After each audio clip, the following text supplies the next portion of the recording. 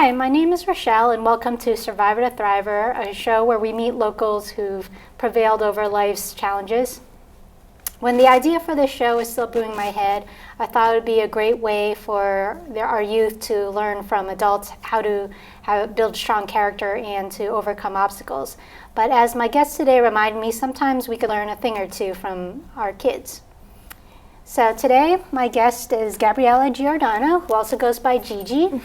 And at her young age, she's already started her own not-for-profit organization, and she's had several surgeries, including an open heart surgery and some eye surgeries. Last week was a big week for you, right? It was the anniversary, the 8-year anniversary for your open heart surgery. So why don't you tell us a little bit more about what these surgeries were about and what your medical conditions are? Okay, so at birth, I was diagnosed with congenital cataracts in my eyes, and I had 2 surgeries a few weeks old, and then right before my last 2 surgeries when I was 3, I had a bad cough, and my parents took me to the doctors, and they found out I was diagnosed with ASD, which is congenital heart defect. And they found out I had a hole in the upper left chamber of my heart, and I had to have it patched up and have surgery.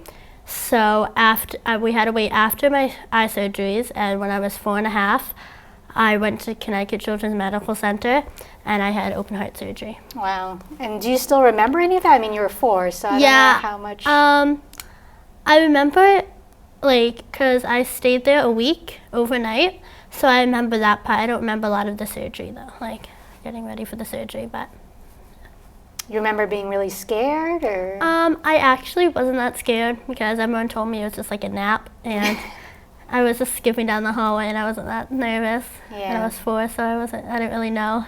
And you've also had some eye surgeries. What were those about? Yeah. I had cataracts, which they had to replace my lenses in my eyes. So I had 4 surgeries to do that. After the first 2, I was on contacts until I was 3, and then they had my last 2 where they replaced them. So when was your last surgery? For my eye surgeries, I was around 3.5. Okay, so it's been a while now since you've had those surgeries. And now, is the heart condition related to the eye condition, or no? I don't believe so. I actually had my heart condition since I've been born, but they didn't find out. So I had both of them since I was born, but they didn't know my heart until I was 3. So I don't know if they never told us it was related. It might be, but we don't know. Yeah. Okay. And how do your medical conditions affect your daily routine nowadays? For my eye drop, for my eyes, I am fine with the cataracts, so I've been having to wear glasses the rest of my life. But I recently, 2 years ago, got diagnosed with glaucoma, which is a disease where the pressure in your eye goes really high. So I've been having, since then, to take around 3 to 4 drops morning and night every day since then, and I'm still continuing that.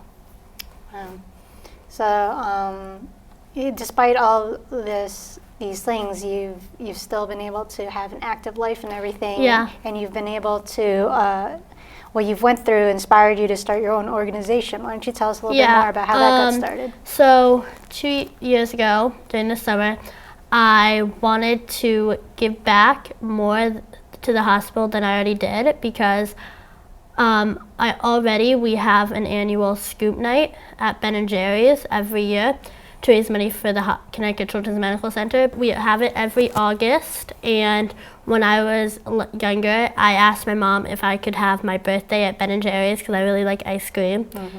And instead of that, we thought of it, and we decided we could have my birthday part of it and also raising money for the hospital and having people come over and just give donations and stuff. And that kind of has been, so it's always been around a few days around my birthday, and we just have a bunch of people and they raise money for the hospital. Wow, that's a really great way to celebrate your birthday by helping others. And what's your favorite ice cream flavor? I'm kind of plain. I like either vanilla or cotton candy. Really? So, yeah, I'm Does a big Ben vanilla. Jerry's even make a cotton candy? They do. I don't know if they still do, but I usually just get vanilla. I think of Ben & Jerry's and I think of very funky flavors. Yeah. But I wanted to do something more for especially like the patients there going through the surgery that I did. So my mom found this website, this company online that makes these teddy bears with a flat back because after your surgery, it hurts a lot to cough. So with these teddy bears, you hold them against your chest and it helps a lot and it doesn't hurt as bad. So we started to get those. We made our own logo on the front. And so far, we have mailed a little over 200 to hospitals. Amazing. So yeah, this is your little friend here. Yeah. And if you guys can see it, it is flat, so not your normal shaped teddy bear. And it says here on the back, a cough for your lungs, a hug for your heart. I'll help you to bear it by doing my part. That's cute. And now, did you have any say on this poem in the back? I think the poem came with the thing, but I Okay. did do the front. Yeah, I like the Yeah. front. And so, did you have one of these bears when you were a kid, or? I did not. I did get some stuffed animals, but they weren't like this kind. Okay. And you send them also not only locally, right? You also send them overseas? Yes, we've done a lot to Connecticut Children's, but then we have done a few to Boston Medical Children's Hospital, and then we've also done Yale Hospital and Maine Medical Hospital in Maine, and then we've also Boston Children's has once a year some doctors go to Ghana and do some surgeries on kids over there that don't get need surgeries and can't do them. So we sent a few, like 20 over there.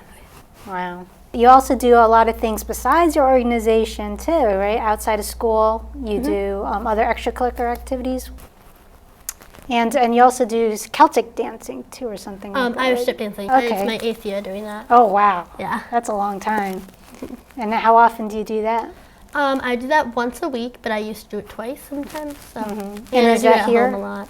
Yeah, that's in West Hartford, but they also have a studio in Plainville. Nice. I have friends who've done Irish step dancing. I think I went one time. It's easy to get caught up in it, even if you don't know what you're doing. Yeah. So that's cool. What else do you do? I am involved with a lot of events giving back to people. So at school we have this club just for our group at school, and we do a bunch of events raising money for different causes.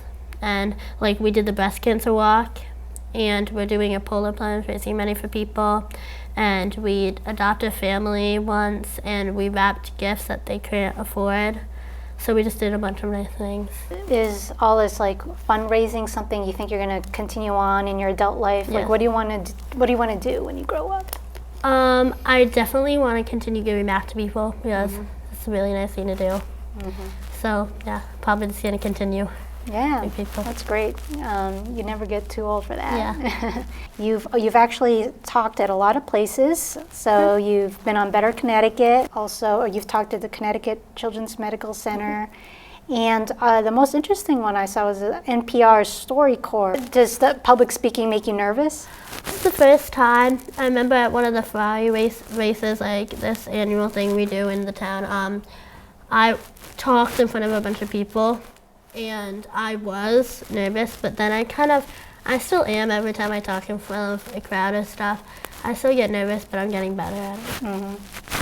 And what about what you tell your friends? How do they feel about everything you've been going through? Well, a lot of my friends, when I told them when I was younger, have been really supportive, and they think it's great what I'm doing now, so yeah. And you also have a sister, right? And how does she feel about all the attention you get for your charity? I mean, she's fine with it. She likes to do her things, and then I do my things, so.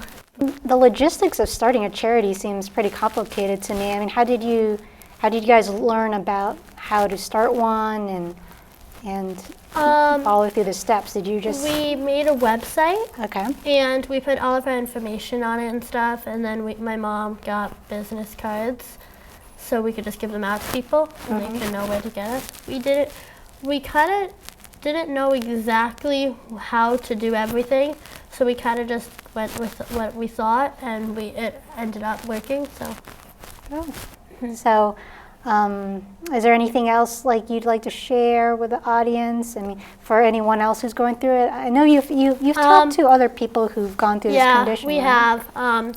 My mom is actually on this group online, where any parents that are really nervous, they can talk to other people on it. And we got a little boy in Texas, and his mom was really nervous for him. And I made him a card. I sent him a teddy bear, and we also talked to him on the phone, and we just helped him. That's sweet. Yeah. And how old was the boy? He was, I think, 5. Okay. Or 6, yeah. And so you guys talked mainly via email, or you guys Skyped? Or I think we FaceTimed, or we called and put it on speaker. And yeah, he was a little shy, but I told him not to worry, and it's just gonna be like a nap. And yeah. And then and did you talk to him afterwards? Yeah, his mom sent my mom a picture of him in the room with a teddy bear, and he was fine after too. Yeah, so. It's amazing how technology connects people who might otherwise never have got to meet each other. Yeah. I mean, I've never FaceTimed anybody, so you're way beyond me on the technology. But so thank you for being on the show. Is there any parting words you want to share with the audience? Not really. I just wanted to thank everyone for helping and raising money and giving back. Yeah, and so soon to follow, I'll share the website, the address for Gigi's Hearts. That's the name of her organization. She has a website and a Facebook page, so you could check it out and donate to her cause. And also to follow, I also have a Facebook page for the show, and if you're interested in being a guest, feel free to contact me.